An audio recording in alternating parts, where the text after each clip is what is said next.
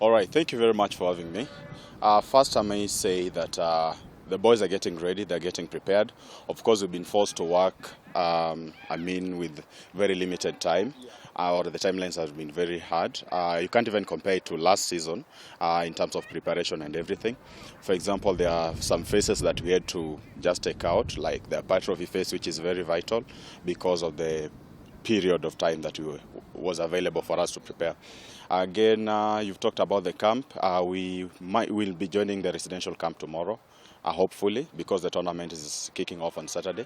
Yeah, I believe we are doing everything ready to make sure that the boys will be ready to represent the country by the time that Saturday or the tournament will be kicking off. Yeah, and then Definitely, this is a very huge responsibility. You see, representing 50 million plus is not easy.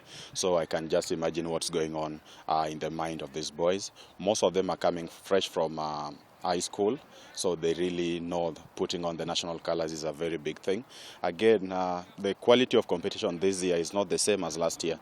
As you are aware, last year many teams could not come because of COVID, but this time round it has been expanded to 8 teams. So it means that, and it's also a knockout stage, so every game is basically a final. You see, starting from this Saturday, you get knocked out, your chances of progressing is limited. Yeah, so it's a fair challenge, but I believe we'll be able to face it with the preparation that we've had. Yes, I'll say there's some notable difference in terms of how their bodies are reacting. First, as you know, last year there was that restricted, the outdoor activities and sports. Then it was actually opened out slowly to Kenya Cup clubs. This time round it has been fully opened to even championship and nationwide teams. And most of these players have been playing in those different levels of competition, be it Kenya Cup or the championship or even nationwide. So looking at their body, sometimes we've been forced to work under fatigue because on Saturday they've been having their club matches, then on Sunday we've been training and it has been very limited. So we've been forcing them under fatigue just to get the results that we need. Maybe that's the main difference that we're having.